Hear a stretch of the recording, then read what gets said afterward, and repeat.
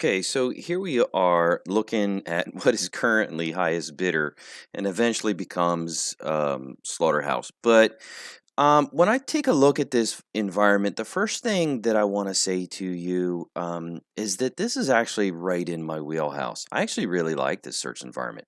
It speaks to me because of the clutter and because that it's a little bit challenging because the way in which you're going to work this or the way in which I would work this and encourage others to work it has to be thoughtful.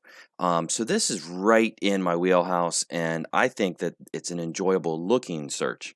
Additionally, so from some of your notes from your email, you indicate about how the air currents were being kind of weird. Um, and about how the dog in white had done a really good job of finding all the odors. Having been a judge many, many times there observing the dog in white, um, I can kind of tell you that I have mixed feedback about that. Um, but I'll park that right there for now. So don't beat yourself up too much about that, and I hope that you're not. I don't think that you are. But getting back on topic in regards to the wind currents, again, that's right in my wheelhouse because the way in which I search, the way in which I teach, the way in which I handle, sort of negates that. I've done a lot of study, somewhat scientifically in regards to the way that odor behaves, the way that wind currents move, and what happens to target odor and the weights and volumes of odor and so on and so forth. And you already know, having heard me mention this before, that I like to check things in at least more than one direction. And oftentimes I will search something in both directions immediately and then put it to my wake. And this, again, is another search environment that really kind of plays to that because it gives us an opportunity to sort of demonstrate it, and it wouldn't matter what the wind was doing. Um, all right, so without further ado, let's go ahead and get started and get to some of these great opportunities to talk about it. I also know that in your email you mentioned that in hindsight you feel like you would have gone on leash. I guess my first question is, are those bleachers on either side in play? Um, I'd be a little surprised, maybe, if they were. I don't know. Maybe they left them in play for you to leave it as a little bit of a mind game.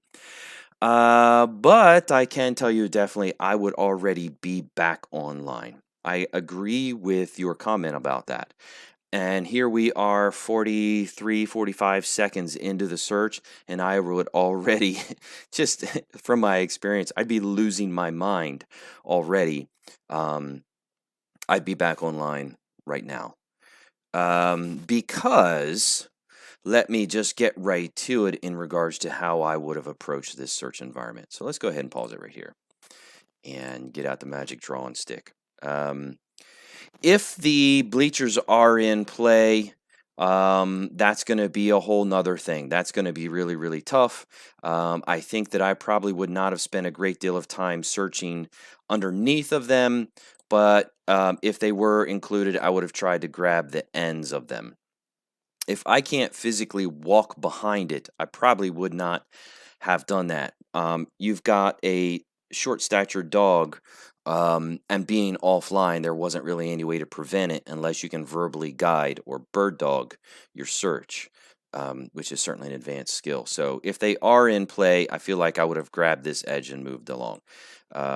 Same over here. I would have worked the edges maybe. And I have to assume that these chairs and stuff are out of place since the photo guy's back there blocking it. Additionally, with the bleachers, you've got people sitting on them, and so that's a whole nother ball of wax. Okay, but that being said, to simplify things, let's say that the bleachers out are just for simplification for illustration purposes here. The very first thing that I see is this element. So I'm going to bring my dog out and I'm going to direct my dog to check this. And when I feel like that is fully checked, okay, to me, that piece of equipment no longer exists, right? And so what's the next closest thing that I can do? It's certainly this guy right here. And I'm going to check that. Okay, and then once that is fully fleshed out, I'm going to eliminate that from my mind. Having just briefly peeked at the video before, I know that we get some interesting behaviors over there, and I'm going to look at that in a moment. But then for me, I'm going to go ahead and I'm going to start eliminating these a little bit at a time. These three in the middle, if they're so close that they're basically touching, I would do them as one thing. But what I mean by that is I'm going to get my dog to search it, and then I'm going to have my dog check back, right? And then, done, done, done. I can't see what's on the other side of that center of those black deals. Maybe there's some other elements over there that we want to check out, and maybe that's what you and your dog are working on right now. So that's just kind of a quick, fast rundown of how I would ideally approach this. Not to say that things don't come off the rails every now and then. They certainly do. But I think that's how I would have approached it. And I want to say that you told me that there was an odor under a black panel. I believe this is it right here. And that's really, really tricky. Depending on what the wind current is doing, that could be a really, really tricky hide. I can't remember exactly what your notes were, but it is very possible, honestly, for that to be just plain not doable. If you've got wind blowing in the building and up against the wall, it's going to push the odor up. And so there isn't going to be any encounterable odor down here. And even a tall dog, a sporting dog, some of the dogs like I'm even used to, even if they check up, their heads are still not going to make it into the cone. That's interesting. I would be very interested to see how that odor is behaving, just because I love watching how odor works and learning about it. So dog is back underneath the bleachers again. If they are in play, it's not wasted time. Searching those perimeters of the bleachers is all very good. That's lovely. Checking out those chairs. There's a little bit of a check back and a nose up. So then I would be asking you what it is specifically that you're hoping to see before you're going to call alert. And you don't hear, and that ends up, or I hope you don't hear. Okay, there we go. There's nose down in that little hole. There's the look. Yeah. So your dog looks at you, and that turns out not being good. So if you do, and I think we covered kind of some of this before in some previous stuff, if you do have a dog that has a look back or a look up behavior, it is so, so pivotal that you be out of the peripheral over here, or I don't know, wherever you can get back behind your dog, because it's possible that dog could just be looking at you for help. And that is one of the big tricks about a look back dog or a look up dog. So that's a no-no. Off you go. All right, so now we're over a minute and a half into it, and you're kind of checking the stuff I would probably have checked. And we're going to get into this interesting behavior right now. So right there, we've got the dog checking up, and that's got to be screaming out to you, hey, we're in some sort of an interesting odor. Boom, there again. I know as a handler, I'd be going, oh man, that's got to be it. And you call it pretty quick, and it's a no. So what you have to do here, or I encourage you to do, is dig into your own database, your own search intelligence, and say, all right, I've been told no. With any sort of a reason, that at least eliminates that portion of that stand. So now this is where I'm going to get involved, and I'm going to go, okay, that's done, but dog is definitely an odor. Where can I help my partner out and go, okay, hey buddy, I need you to check here for me and see if something's happening. And then use your search intelligence and go, okay, well, what else can be happening over here? And obviously, for me, that points to this.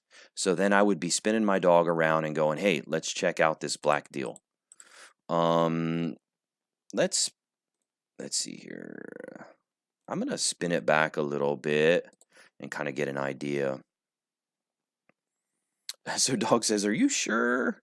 So that's 2 minutes and 4 seconds. A dog is kind of spinning its wheels. It's going, I swear, it's right. It's got to be over here. But you know it's not. Judge says it's not. Dog's doing a really great job. We're at 218. We're at 220. Yes, great. Check the back. Check this other thing. We're at 225. And so, um, it kind of comes into that. It's a balance, right? I totally get it. And listen, I love an independent dog. I love a dog-driven search. But as a judge, in my experience, this is one of the most difficult things for me to watch because I can tell that the dog has encountered odor, and I can tell that the dog has encountered odor. But then it kind of becomes this cauldron of how long are we going to let this happen? Again, I love the independence. But at some point, your partner needs its teammate. It needs you to use your problem solving abilities and look at him even coming back to you and going, "Hey boss, what should I do?" Right? And so here we are at 2 minutes and 44 seconds. There's some more interest. There's some bracketing behavior. We've discussed that before. Bingo. There you go. And so what I'm telling you is I suspect you've got a concrete floor here. It's probably a very cold concrete floor. And if your target odor, if you guys are on it right now, or either side of that cabinet as far as that's concerned, if you're on it, it is not unreasonable to suspect that it's blowing across the floor and getting caught in these shelves, particularly this low one. And hence the response that you got. So that's very interesting odor behavior. So cool. I am glad that you were able to flush that out. So now that you're at over 3 minutes, you say, "That'll do, buddy. I appreciate your hard work." So let me just kind of go back and reiterate a couple of things. Um, and also, I want to be very clear in saying that it's really, really easy for me to sit here and in the comfort of this chair when it's not cold and I don't have a dog in front of me and I don't have the pressures of the search in front of me, um, to review this. But that being said, the things that we've talked about before definitely come to light here. I don't know that we ever discover where the other, in this video, I don't think that we discover where the other low hide is. Did you get to an area where your dog had an opportunity to encounter that odor? I don't know. I know that I see our judge sitting over here having absolutely no interest in what's on the other side of those things. And while I don't encourage you to read the judge, I encourage you to read your dog. Just me observing it kind of tells me some stuff. But do you feel like you ever really got a good sniff of this stuff? And did you get a really good sniff of this stuff? That black box, man, I don't know what to tell you. That's a tough one. And then, if there is some odor there, if you were at least able to get your dog to check up in such a way, other than that, that's tough. Over here, your dog gives you a look with its face down in that hole, and that is the risk of having a dog that looks at you. Knowing that it would be, beneficial to try to get around behind your dog if you can. And I see you shifting your feet. You just can't get back around there because of that angle. And then I had gone into this in some detail before, but basically that discussion about bracketing.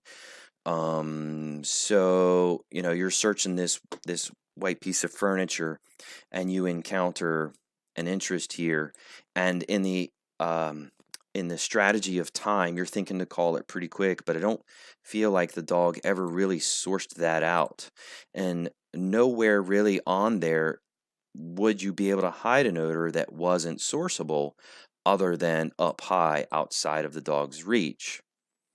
You didn't get the look back, at least not that I can see. And let's take another really quick peek, but I don't think that you did get the look. No look, no look, no look. But you're pretty convinced because the dog was checking up, and I respect that. But at that point, that thing is not that's not odor. So at 2 minutes and 4 seconds, I think you burned something like a total of 40 seconds here, getting the dog to another valuable target. Um, yeah, and I'm not going to beat that up because I don't want it to sound harsh or anything. But you're an experienced handler. You've been around the block once or twice, and you've had a considerable amount of success. So it's at this point, I feel like it's got to be inside your head. You've got to be thinking, hey, we need to get over here and check this. But what tools do you have in the bag to make sure that your dog does that? And so if you're not practicing, the tools of directing and guiding, and maybe the dog's not accustomed to it and maybe doesn't tolerate it. The dog shows some nice bracketing behavior here in this portion of it, but certainly has an opportunity to suss that out a little bit better. That being said, again, I refer back to it's easy to do this in the comfort of my chair. You did the best that you could with what you had, and you did a fine job of it. I totally respect and understand that that was a difficult search, apparently, for everybody throughout the day. If you do have any feedback for me on specifics about those hides, it would just be interesting for me to add to my understanding of odor and all that kind of stuff. I consider myself a student of that. There you go. Very, very interesting. Even though I say that this sort of search would be right up my alley, right in my wheelhouse, and the kind of stuff that I enjoy doing, I'm not guaranteeing that I would have had any more success than you did.